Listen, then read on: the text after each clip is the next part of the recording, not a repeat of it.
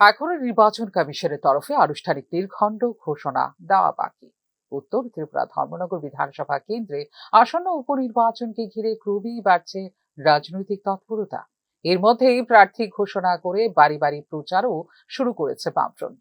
এক্ষেত্রে door to ডোর প্রচার করছেন বামফ্রন্ট মনোনীত সিপিআইএম প্রার্থী অমিতাভ দত্ত।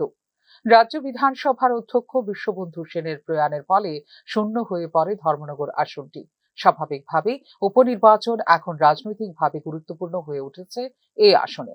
উত্তর ত্রিপুরার একটি প্রভাবশালী রাজনৈতিক কেন্দ্র হিসেবে দীর্ঘদিন ধরে পরিচিত ধর্মনগর।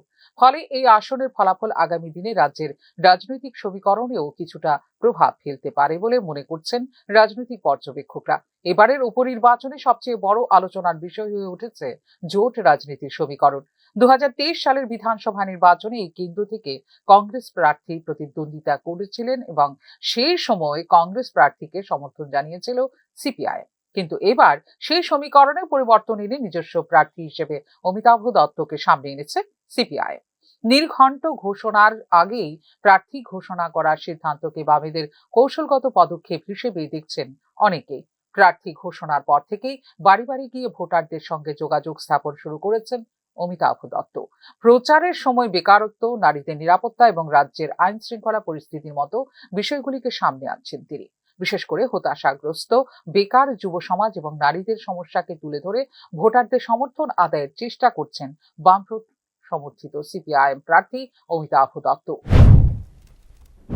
আমাদের ভবিষ্যৎ প্রজন্মকে বাঁচানোর জন্য ধর্মনগরের শান্তি, সম্প্রীতি এবং সমৃদ্ধির বাতাবরণ সৃষ্টি করবার জন্য এবং বিশেষ করে আমাদের যুবকদের মধ্যে চরম হতাশা, এই হতাশা থেকে বেকার যুবকদের স্বনির্ভর করে তাদেরকে হতাশামুক্ত করবার লক্ষ্যে এবং নারীদের উপর যে নির্বিচারে নির্যাতন চলছে সেই নির্যাতনের বিরুদ্ধে একটা জনমুখী আন্দোলন গড়ে তুলতে বিধানসভা নির্বাচনটাকে হাতিয়ার করে বিধানসভায় আমরা আমাদের বক্তব্য তুলে ধরবার জন্য আসন্ন নির্বাচনে বামফ্রন্ট প্রার্থীকে কাছিয়াতুই তারকাচিহ্নে ভোট।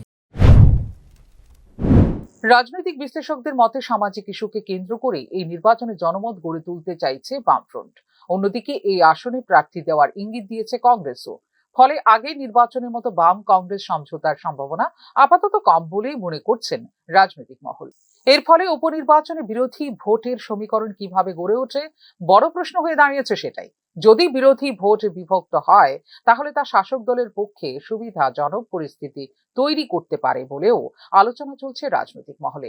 সব মিলিয়ে ধর্মনগর উপনির্বাচন শুধু একটি শূন্য আসন পূরণের নির্বাচন নয়, বরং এটি হয়ে উঠতে পারে রাজ্যের বর্তমান রাজনৈতিক পরিস্থিতির একটি গুরুত্বপূর্ণ পরীক্ষা। বামফ্রন্টের নতুন কৌশল, কংগ্রেসের অবস্থান এবং শাসক দলের সাংগঠনিক শক্তি সবকিছু মিলিয়ে এই উপনির্বাচনের ফলাফল আগামী দিনের রাজনীতিতে কোন বার্তা দেয় এখন সেদিকেই নজর রাজনৈতিক মহলে।